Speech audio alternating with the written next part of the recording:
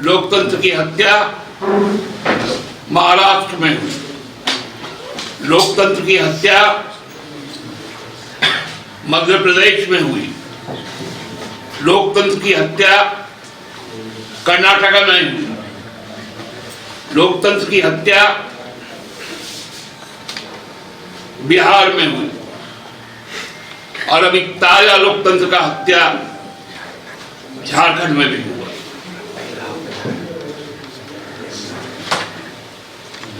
और खुली किताब है भाजपा का मानसिकता कि प्रधानमंत्री संसद में बोल रहे हैं और सुप्रीम कोर्ट अपने कक्ष में बोल रहा है।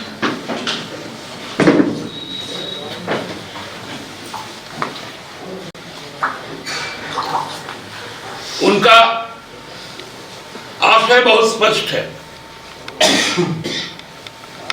कि चुनाव एक अवसर होगा,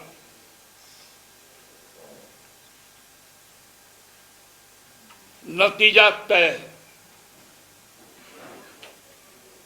क्या यही लोकतंत्र बचा है कि एक मुख्यमंत्री को वो राजभवन जाता है और उसे गिरफ्तार कर लिया जाता है? अब तो लगता है कि अब हम अपनी फरियाद लेकर भी यदि उच्च न्यायालय, उच्चतम न्यायालय में जाए, कहीं ऐसा ना हो कि वहां पर पहले से कोई नाटा मल्लिक बैठा हो और हमें सीधे फांसी पर लटका दे।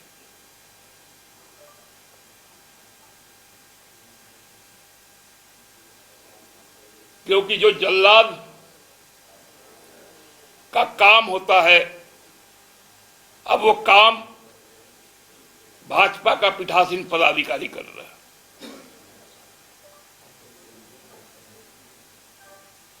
बहुत बड़ी बड़ी बातें यहां के भाजपा के नेताओं ने भी कही।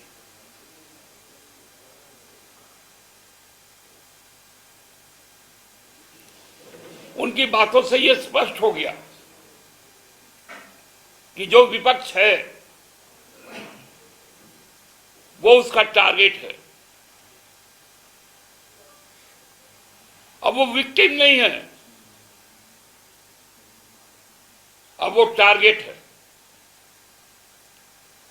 और टारगेट को शूट करना है।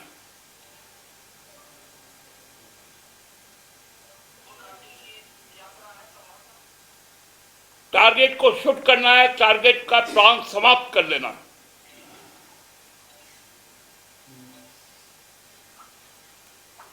यह परिकल्पना कोई नहीं किया था।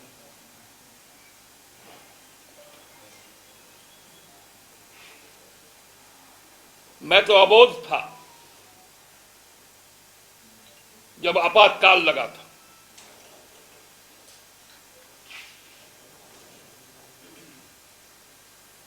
लेकिन अब जब बोध है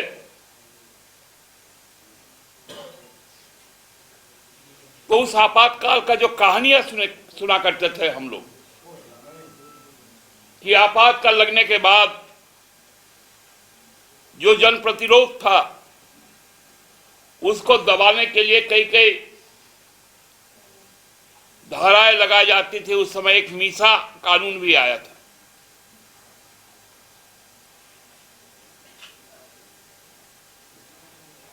अब तो सही में देखते हैं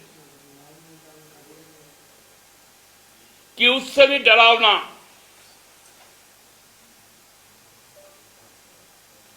केंद्रीय जांच एजेंसियां कर रही है। उस वक्त तो इतना मीडिया नहीं था और जो भी मीडिया था वो लोगों को आंदोलनकारी बताता था।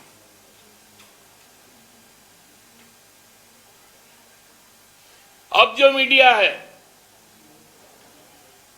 वो मीडिया जितने भी भाजपा के टारगेट वाले हैं उसको भ्रष्टाचारी बताता। कहीं कोई आधार नहीं होता, लेकिन मीडिया ट्रायल पहले हो जाता।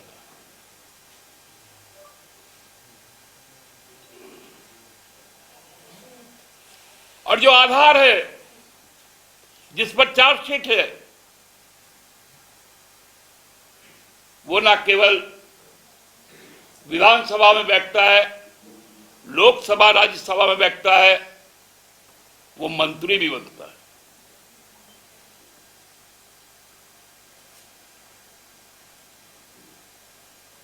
केवल और केवल गारंटी एक ही होनी चाहिए कि वो भाजपा में हो।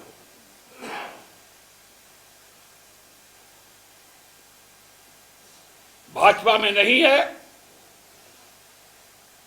तो वो भ्रष्टाचारी है, वो देशद्रोही है, वो पाकिस्तानी है। क्योंकि अब तो विधानसभा में बोला गया।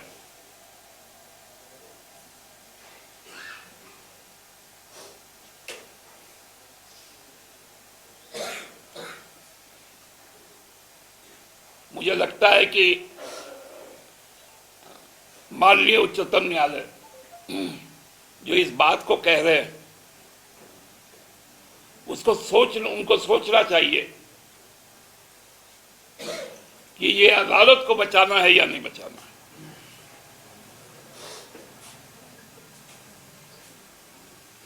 यदि अदालत को बचाना है तो लोकतंत्र को बचाना है।